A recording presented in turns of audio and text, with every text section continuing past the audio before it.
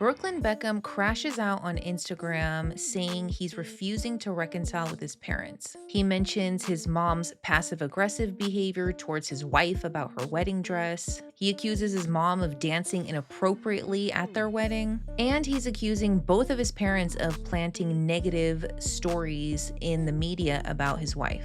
Let's get into it.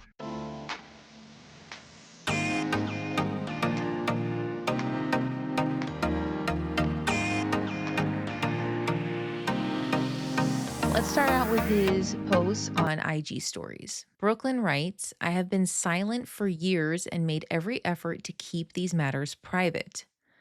Unfortunately, my parents and their team have continued to go to the press, leaving me with no choice but to speak for myself and tell the truth about only some of the lies that have been printed. I do not want to reconcile with my family.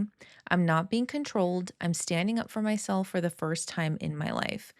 Now, this is really interesting that he's making it a point to specifically say, I'm not being controlled. Where is he getting this from, or who's telling him that he's being controlled? For my entire life, my parents have controlled narratives in the press about our family. Well, yeah, duh, that makes sense. I mean, you're a child and your parents are going to want to have control over what the press is printing about you. Now, once you turn 18, sure you're an adult, but you're still incredibly young, and it's natural for your parents to want to help you to try to maintain some sense of safety and privacy from the media. The performative social media posts, family events, and inauthentic relationships have been a fixture of the life I was born into. Recently, I've seen with my own eyes the lengths that they'll go through to place countless lies in the media, mostly at the expense of innocent people, to preserve their own facade. Okay, so now this seems like it's not just directed to about his wife, that there's multiple innocent people involved here, but I believe the truth always comes out. My parents have been trying endlessly to ruin my relationship since before my wedding, and it hasn't stopped. My mom canceled making Nicola's dress in the 11th hour despite how excited she was to wear her design, forcing her to urgently find a new dress. So, this is actually misleading because both Brooklyn and Nicola did an article or a piece for Vogue about their wedding. And in that article, they specifically talk about Nicola wearing a Valentino dress that was a year in the making prior to her wedding. So his characterization of the 11th hour, that just seems like a misrepresentation. Weeks before our big day, my parents repeatedly pressured and attempted to bribe me into signing away the rights to my name, which would have affected me, my wife, and our future children. They were adamant on me signing before my wedding date because then the terms of the deal would be initiated. My holdout affected the payday, and they have never treated me the same since. And this last part here is a little bit murky because he's saying his holdout affected the payday. Whose payday? Did he end up signing over the rights to the Beckham name, to his last name, to his parents?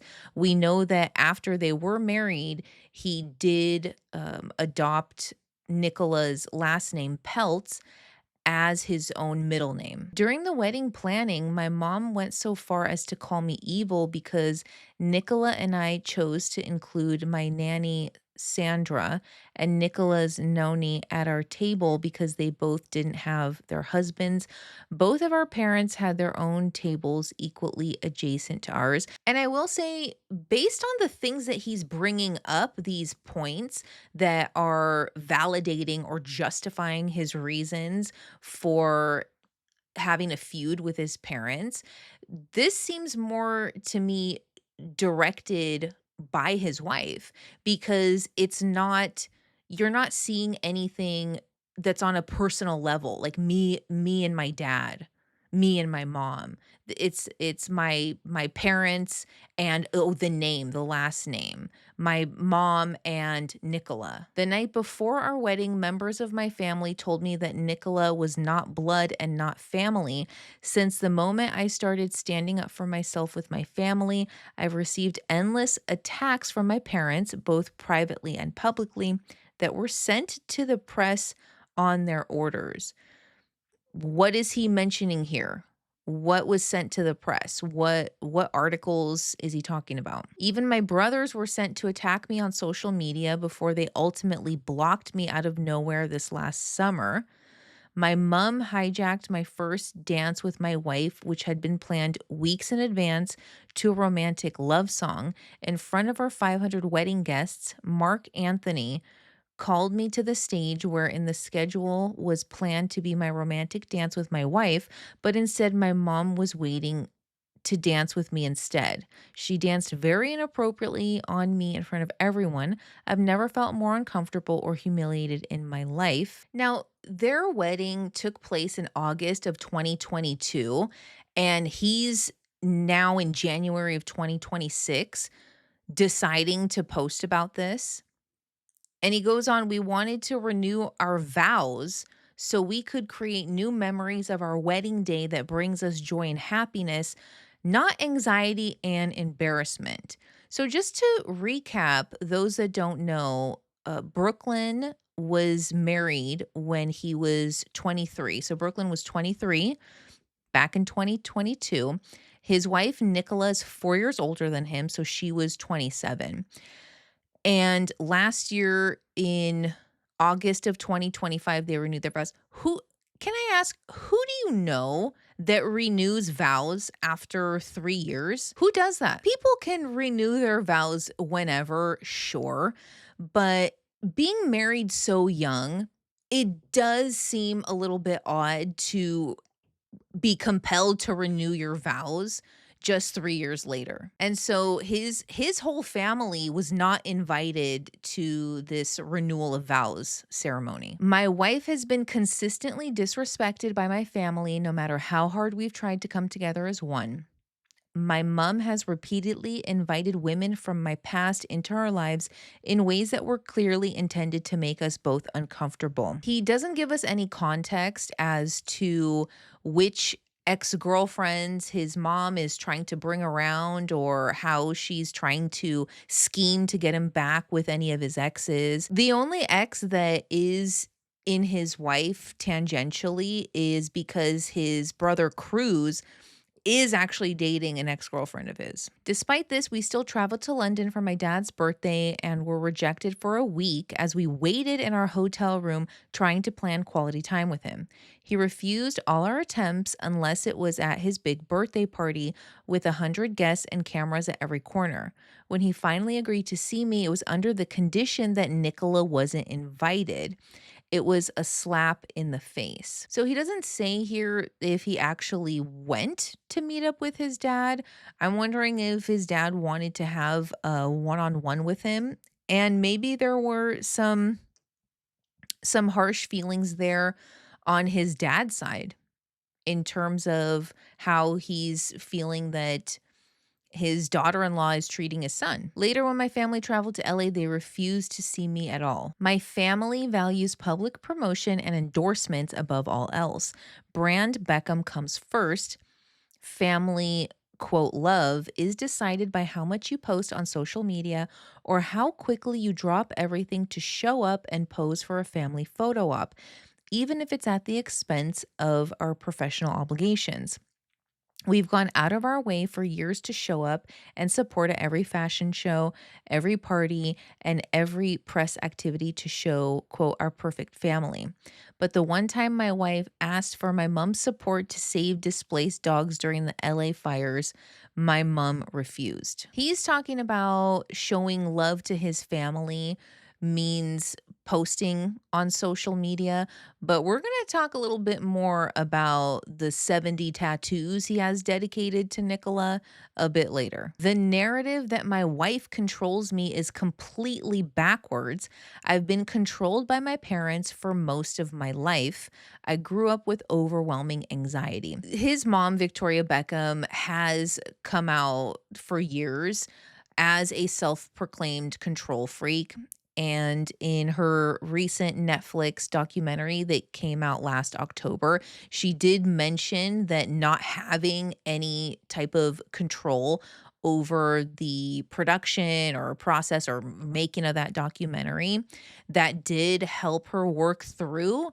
And she's saying overcome her need to control things, but he's mentioning having growing up with overwhelming anxiety in regards to what?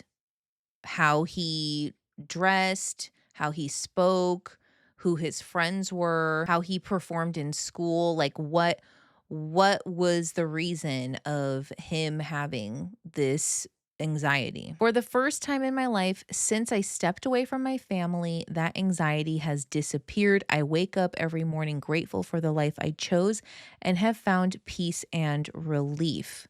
My wife and I do not want a life shaped by image, press, or manipulation. All we want peace, privacy, and happiness for us and our future family. This part here, he's really doubling down. My wife doesn't control me. My wife doesn't control me.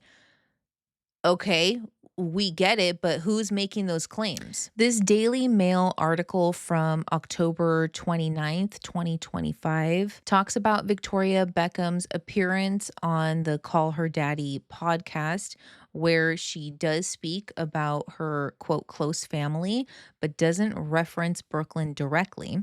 Victoria shared how she tries to create a safe forum where her children are able to come and talk to her about any issues they may have and allows them to make their own decisions. She said, I mean, we're such a close family and, communication is key. And we always let them know that anything they want to talk about, this is a safe forum. It's really important. Pressed on how she and David deal with the changing dynamics in their family, i.e., their kids getting married. She insisted again, it's just about communicating. We've always been that way with the kids, and I'm excited for them. They're all very different. They all like to do different things. Just to walk through a quick timeline of events. In May of 2025, that's dad David Beckham's 50th birthday. That's what Brooklyn was referencing. Oh, he didn't have time for me, and he only just wanted to meet up with me, not Nicola.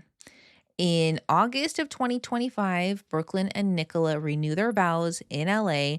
They do not invite Brooklyn's family at all. In October of 2025, Netflix drops Victoria Beckham's documentary, and she does a whole media tour, and one of her appearances was on the Call Her Daddy podcast.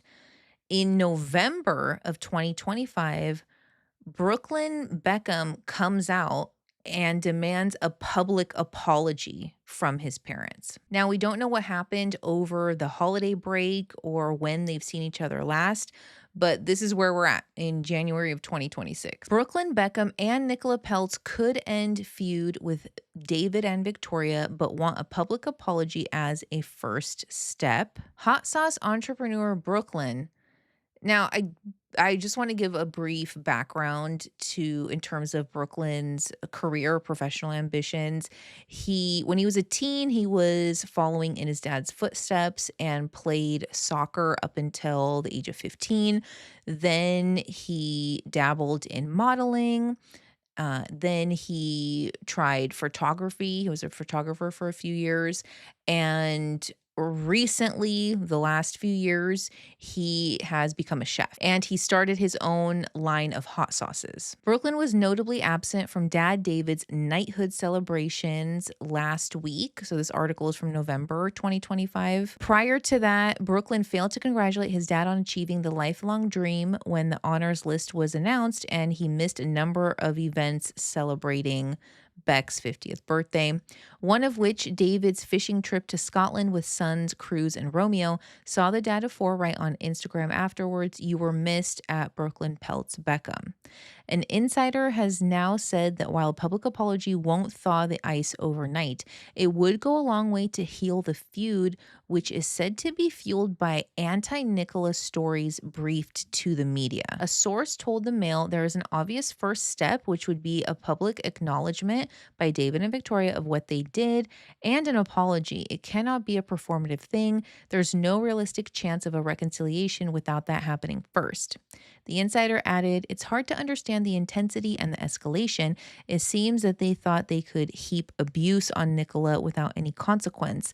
They did not let up." And this insider is just tossing around the word abuse. Not being able to make your daughter in law's wedding dress is not abuse. It matters what was written. It seems as if things were being said without any regard being paid to the impact on Brooklyn. He is loyal to his wife. Publicly, David and Victoria haven't directly addressed the fallout, though Victoria did hint at her feelings ahead of the release of her Netflix documentary. And that article from The Sun was in November of 2025. So, of course, this was a couple months before Brooklyn's IG stories. However, his dad, David, did respond to Brooklyn's IG posts when he was just at the World Economic Forum in Davos, Switzerland. He does respond to a question being asked from a journalist about his son's posts. Did have this to say. They make mistakes. Children are allowed to make mistakes. That's how they learn. So that's what I try to teach my kids. But you have to sometimes let them make those mistakes as well. So dad seems to be very compassionate and calm about this whole situation. Again, we know, David Beckham's been in the public eye for like 30 years now. So you can argue, sure, he has good media training, but even just looking at his facial expression and his body language, there doesn't seem to be any tension or animosity towards his son. This 2023 clip is from the red carpet event when Netflix did David Beckham's documentary, and you just see the very, very tense and cold dynamic between Victoria and Brooklyn and Nicola. So you see him coming closer. He's kind of nervous. He's touching either his mom's back or his dad. And she's making not even glancing over, smile. And Nicola looks, look at her face right here. She looks so uncomfortable and defeated. And there's a lot of tension in Victoria's face and her body. She's maintaining that distance. She's turning her back towards them. And you would almost think that, okay, like this is her family here. And he even looks over to his mom, smiling, trying, kind of that gentle laughing, trying to ease any of the tension, but it doesn't seem to be doing anything. She even shrugs her shoulders some more. And you see David trying to soothe her by putting his hand over hers. And then Brooklyn's holding Nicola even tighter. Now let's look into these claims of Brooklyn being controlled by Nicola.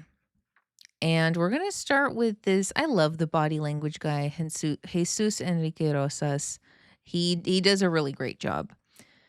And mind you, I just want to point out, this video is from 3 years ago. It's from April 11th, 2022. So in this video, Jesus takes a look at and analyzes their wedding photos and also personal photos that they've posted on social media. What about her stance? Totally different. Look like her frame is even more solid than his. Her frame is solid. She's standing up. She's got her chin up too. Okay? This is important. You can clearly see the lower part of her nose. That's a bit of arrogance. That's being very dominant. Okay. Of course, it's also like the camera was more at his face level, but she made sure to have her face a bit upward, like that, chin up, a bit arrogant, a bit dominant.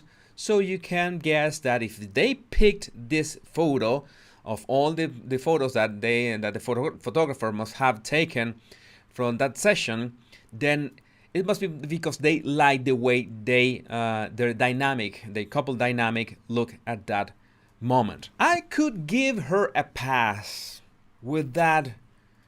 That's like a Marco Claw version 2.0. Okay, that's like a Marco Claw. She's grabbing his face. I've never been grabbed my face like that, but I can guess how does it feel. It's a very possessive gesture. I could give her a pass, but what I don't like, notice that his expression. Notice his expression here. This is his regular expression. This is his common body language baseline. The one that he's almost always like this nice guy attitude, laid back. But in her case, what do you see on her smile? That is not a genuine smile. Posing for the camera, and there is no cheek pressure. That smile that you see, that there's no intention. There's no real lip corner pulling upward. There's no energy on that smile, and that is really suspicious. You imagine that if you're taking a picture with your boyfriend or your fiance, you're gonna put your best face to the camera, okay? Or you're joyful, you're happy, and you're gonna show it. It's odd that there's so many photos of them in this way, that he's kissing her, he's abandoning himself, because you see his eyelids. This is important. When you see someone's eyelids that are closed and relaxed, that you don't see that pressure, he is enjoying something. He's truly enjoying kissing her. These hands are covering his genitals, his manhood. This is a defensive posture in man. He looks submissive in that regard. He's sitting. She's putting her hand over his shoulder. He's like putting himself down due to that weight. He has lower energy face. He's covering his genital. It's everything at the same time. It doesn't make sense. So, taking a look at their wedding photos and then their social media posts, we do get some more insight into the power dynamic within their relationship. And it does appear that Nicola is put on a pedestal, that Brooklyn seems to be more devoted, more dedicated to her than she is to him. And I mentioned the tattoos earlier, but Brooklyn has over 100 tattoos, and at least 70 of them as of 2022 were dead or are dedicated to Nicola. He has her name, Nicola, tattooed, written all over him. Here we see one on his neck. And there again, we see that claw, that face grip that Jesus was talking about in that other image as well. Here we see another example of that. So Nicola's on his neck, on his hand. It also says beautiful girl. Our bubble, he has our little bubble written on his hand. And this is his left hand. There's her full name, baby, love of my life, my protector, lover. And this is an N with a heart, and that's on his wedding ring finger. He also has a portrait of her on his right shoulder. He has the word married tattooed on the back side of his left hand. He has his wedding vows to her tattooed all on his right inner bicep. Part of the vows read, "Let me start by saying that words cannot even describe my love for you. Just looking at you, I see my future, and it feels like a dream. You are my world, and I continue to fall more in love with you every single day." He has her eyes tattooed on the back of his neck.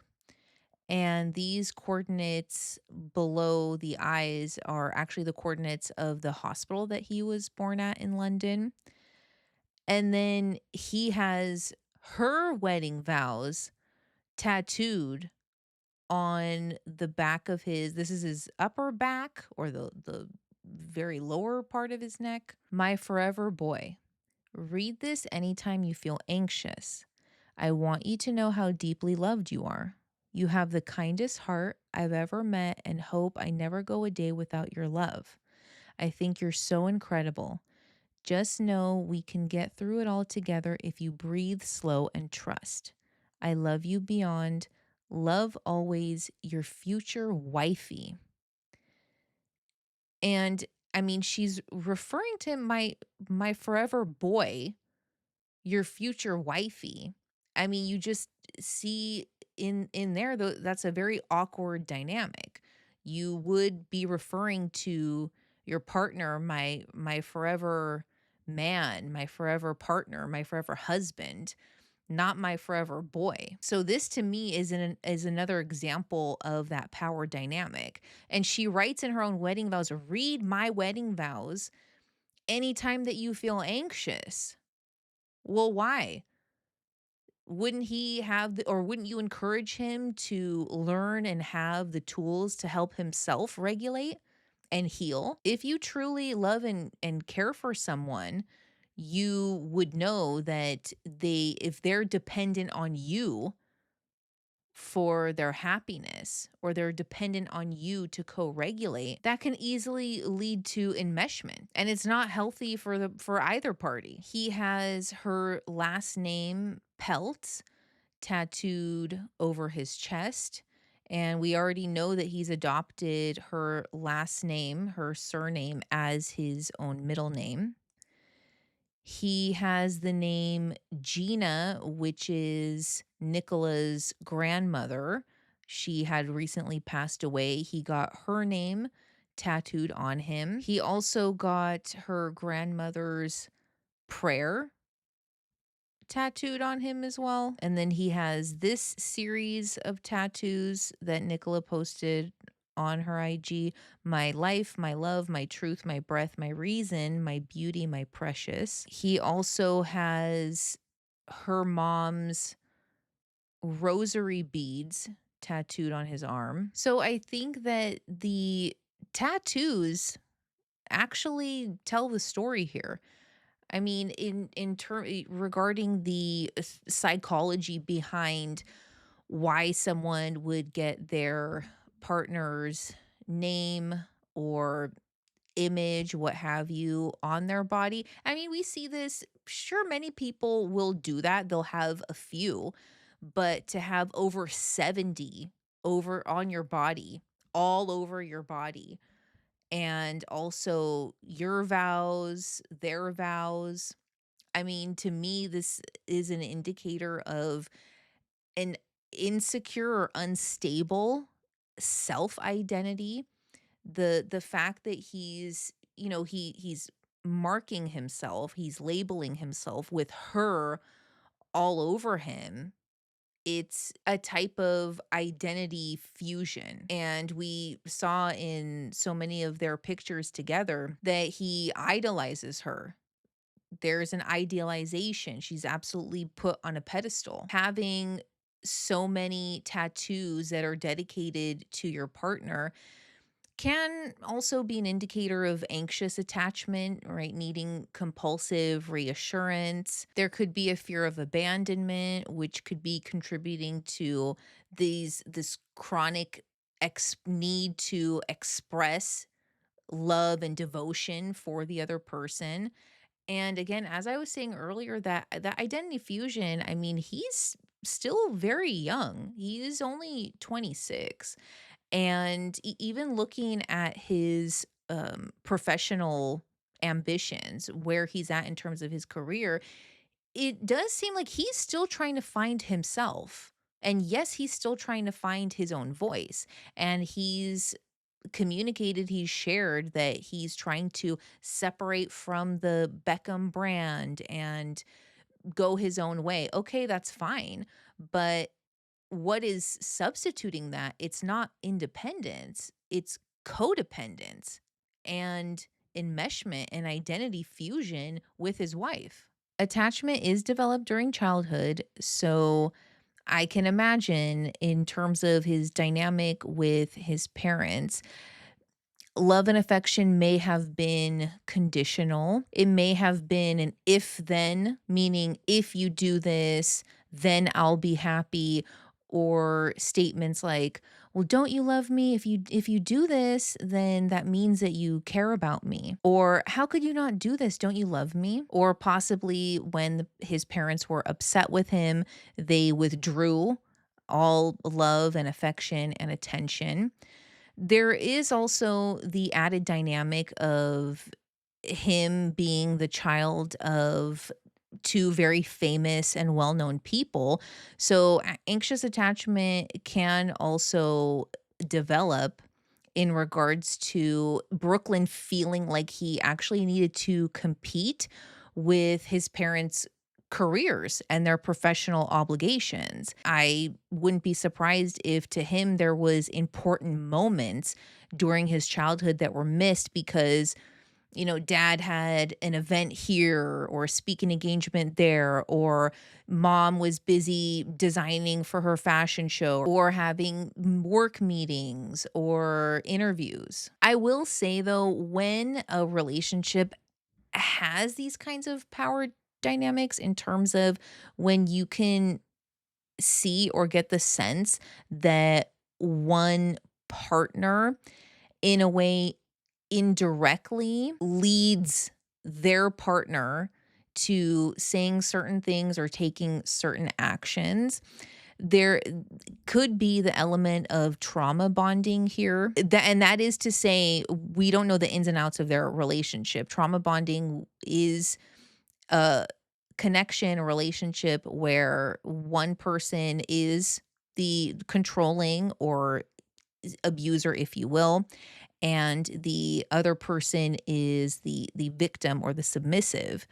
And if that dynamic, if that relationship is very intense and emotionally volatile, it is common to see more extreme signals of commitment from the submissive and more extreme demands of commitment from the dominant. Now, Brooklyn has not directly responded to his dad David's response to his posts when he was in Davos, but he is taking this opportunity to promote his latest hot sauce.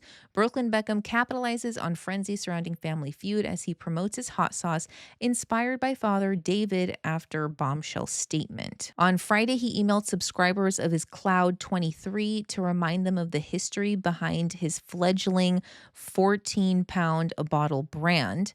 He tagged the missive, "The history behind the heat."